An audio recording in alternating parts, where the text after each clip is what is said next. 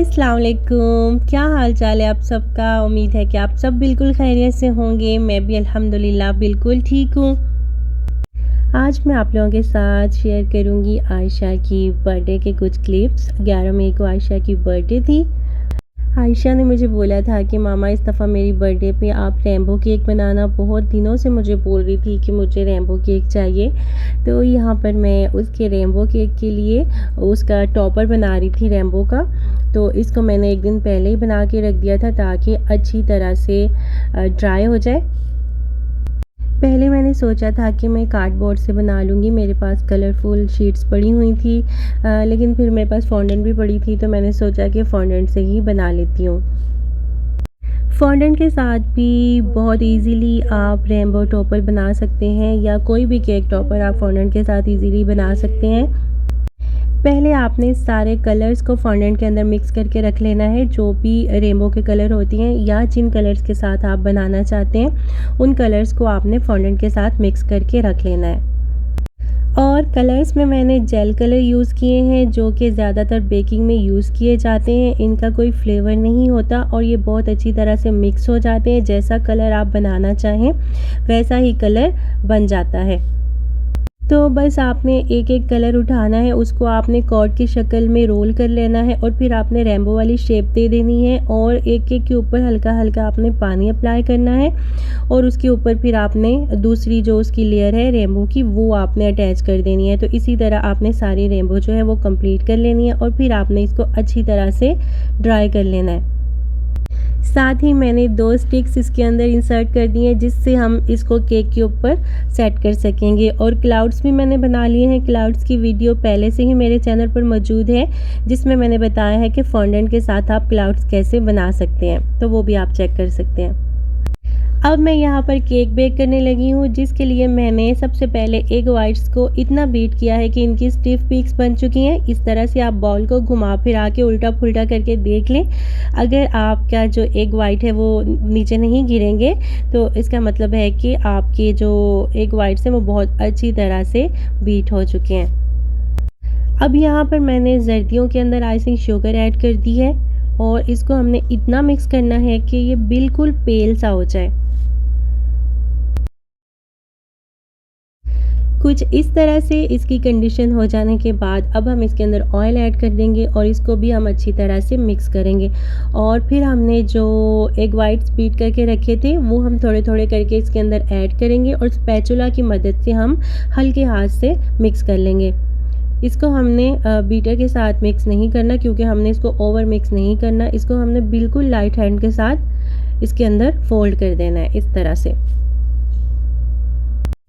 तभी हमारा sponge cake जो है वो बहुत ही सॉफ्ट, बहुत ही मॉइस्ट बेक होगा। तो ये कुछ टिप्स होती हैं बेकिंग के अंदर जिनका आपको ख्याल रखना होता है। मैंने बहुत ही सिंपल और बेसिक स्पंज केक बनाया था क्योंकि मैंने इसके अंदर कलर मिक्स करने थे रेनबो केक के लिए।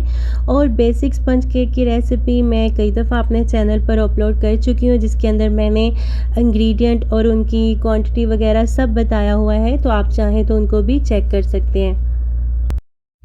मैंने सारे एग वाइट्स को थोड़ा थोड़ा करके इसके अंदर मिक्स कर दिया है, तो इसकी कंसिस्टेंसी आप चेक कर सकते हैं, कुछ इस तरह की हो गई है। अब हम इसके अंदर मैदा ऐड करेंगे।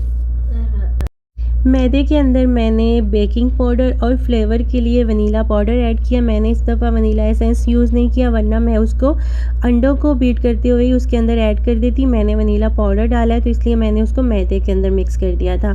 तो अब इसको भी हम बैटर के अंदर छान के ऐड करेंगे और उसको भी हल्के हाथ के साथ हम फोल्ड करेंगे तो बहुत ही फ्लफ़ी सा हमारा केक का जो बैटर है वो रेडी हो जाएगा। और इस बैटर को मैंने 7 इक्वल पार्ट्स में डिवाइड कर लिया था। फ्रेम में आपको सिर्फ 6 नज़र आ रहे हैं, फ्रेम में सेट नहीं हो रहा था तो एक मैंने अलग से रखा हुआ है। और यहाँ पर अब मैं इनके अंदर कलर मिक्स कर रही थी और ये मैं यहाँ पर पर्पल कलर बना रही हूँ जिसके अंदर मैंने ब्लू कलर ऐड किया है और थोड़ा सा इसके अंदर पिंक कलर ऐड करेंगे।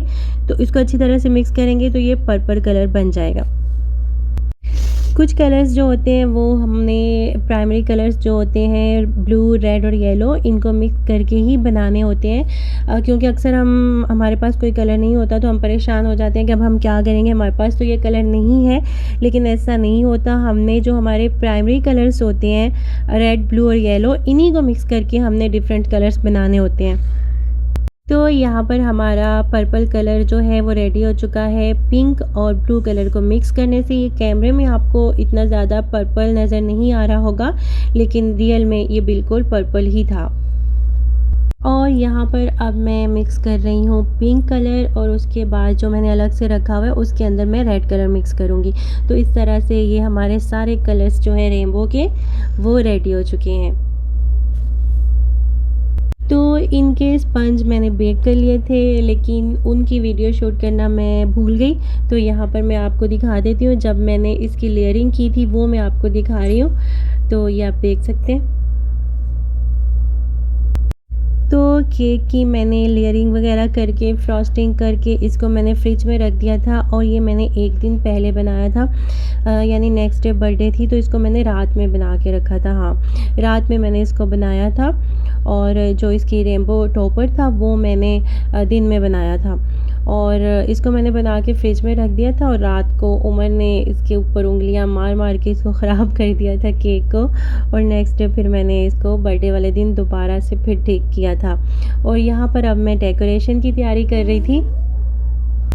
डेकोरेशन की तैयारी करते वक्त मुझे भाभी की बहुत याद आ रही थी, मैं बहुत ज़्यादा मिस कर रही थी उनको, क्योंकि जब भी किसी भी बच्चे की बर्थडे होती थी तो हम दोनों मिलके सारी तैयारी करते थे, और वो खाना बनाती थी और कभी मैं खाना बनाती थी, कभी दोनों मिलके बनाते थे। और डेकोरेशन तो दोनों मिलके ही करते थे, क्योंकि एक बंदे के बस का काम नहीं होता, ये बहुत मुश्किल हो जाता। आपको किसी न किसी की हेल्प की ज़रूरत पड़ती ही है इतनी बड़ी बैलून आर्च को सेट करने में, इसको दीवार के साथ अरेंज करने में, या फिर जब आप दीवार के ऊपर जो चीज़ें आपने सेट करनी होती हैं उसको आप जब ऊपर चढ़ के सेट कर रहे होते हो, तो आपको तब भी किसी की हेल्प की ज़रूरत पड़ती है। कोई आपको चीज़ पकड़ा दे, आपको टेप काट के दे दे, तो अकेले एक बंदे के लिए बहुत मुश्किल हो जाता है। तो इसलिए मुझे भाभी की बहुत ज़्यादा याद आ रही थी। हम बच्चों को सुलाकर रात में ये काम किया करते थे, तो इसलिए मैं उनको बहुत ज़्यादा मिस कर रही थी। लेकिन बच्चों की खुशी के लिए तो आपको कुछ भी करना ही पड़ता है।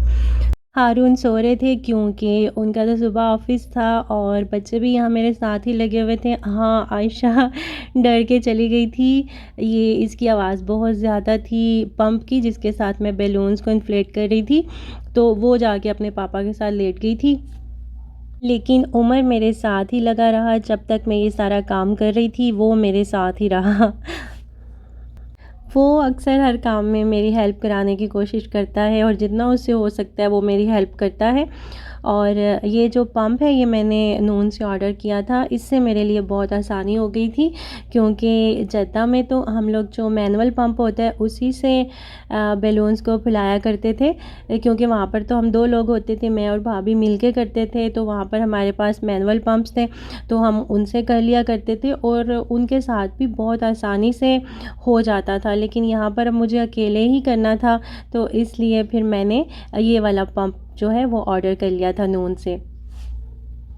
वरना मैनुअल पंप से इतने सारे बैलून्स को इन्फ्लेट करना मेरे लिए काफ़ी मुश्किल हो जाता, और टाइम भी बहुत ज़्यादा लग जाना था। आयशा ने जब देखा कि मेरा पंप वाला काम ख़त्म हो चुका है और मैंने पंप को बंद करके रख दिया है, तो वो भी दोबारा से आ गई थी। और यहाँ पर बैलून्स आर्च को मैंने अरेंज कर लिया था, और रेनबो भी मैंने बना ली थी।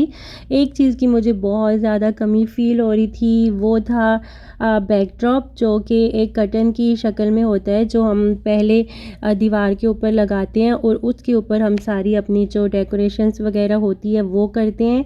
उसके बगैर ना ये बहुत ही अधूरा सा लग रहा है। वो मैंने बहुत ढूंढा लेकिन मुझे नहीं मिला था, तो इस वजह से मुझे ऐसे ही करना पड़ा। जद्दा में हम ये भी करते थे कि बर्थडे थीम के अकॉर्डिंग हम जो बैकड्रॉप है उसको प्रिंट करवा लिया करते थे, जो भी हमारा थीम होता था, तो उसके अकॉर्डिंग हम बैकड्रॉप जो है वो प्रिंट करवा लेते थे। भाई मुझे करवा के ला दिया करते थे, लेकिन यहाँ पर अब मुझे सबकी ही बहुत कमी फ़ील हो रही थी। खैर, आहिस्ता आहिस्ता हो जाएगा। अभी हम यहाँ पर न्यू हैं तो हमें काफ़ी जगहों का पता भी नहीं है, लेकिन इंशाल्लाह आहिस्ता आहिस्ता सब हो जाएगा, सब पता चल जाएगा। और रात का 1 बज चुका था, मैं बच्चों को सुलाने के लिए चली गई थी। मेरा तो यही था कि मैं अभी सारा काम ख़त्म कर लूँ, लेकिन मैंने सोचा कि अगर मैं लगी रही तो बच्चे भी मेरे साथ ही लगे रहेंगे, तो मैं इनको जाके सुला दूँ। तो फिर मैंने बच्चों को सुला दिया था। और फिर ये नेक्स्ट डे आयशा की बर्थडे वाले दिन घर के सारे काम वगैरह ख़त्म करने के बाद, सफाई वगैरह करने के बाद, ये शाम को मैं केक को सेट कर रही थी। रेनबो अच्छी तरह से ड्राई हो चुकी थी, क्लाउड भी ड्राई हो चुके थे। इनको मैंने केक के ऊपर सेट कर दिया था और कैंडल मैंने सोचा था कि उसी टाइम पे लगा दूँगी। तो ये देखें, फिर ये हैप्पी बर्थडे वगैरह ये मैंने सारा नेक्स्ट डे सेट किया था। और ये 3 वाला जो नंबर है, ये मैंने लेते वक्त चेक नहीं किया इसका साइज़, और ये इतना बड़ा था। पहले मैंने सोचा कि इतना बड़ा है, इसको लगाऊं कि ना लगाऊं, फिर मैंने सोचा कि खैर है, घर की बात है, तो मैंने उसको लगा दिया। और यहाँ पर फिर मैंने बच्चों को भी तैयार कर दिया था। बच्चे यहाँ पर तैयार होकर अपने पापा का वेट कर रहे थे। वो ऑफ़िस से आ चुके थे, लेकिन वो कटिंग कराने चले गए थे नीचे से ही।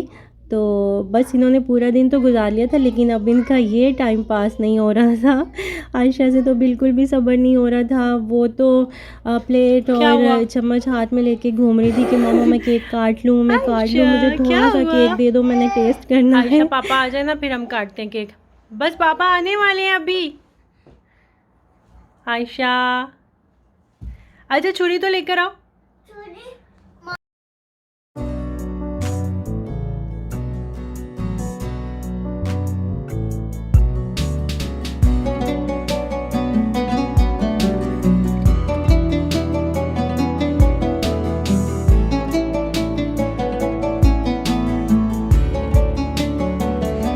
यहाँ पर आयशा के पापा आ चुके थे। आखिरकार आयशा का इंतज़ार ख़त्म हुआ और फाइनली आयशा ने केक काट ही लिया।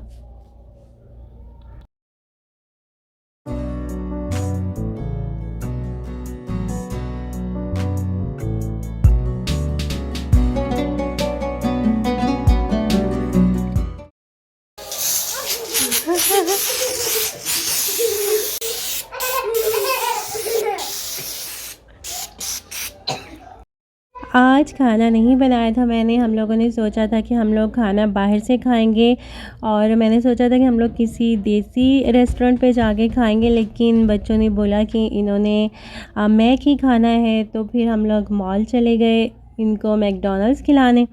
तो बस हम लोग फिर यहाँ पर मॉल आ गए थे और पहले थोड़ी सी शॉपिंग की, और फिर हम फूड कोर्ट चले गए इनको खाना खिलाने के लिए।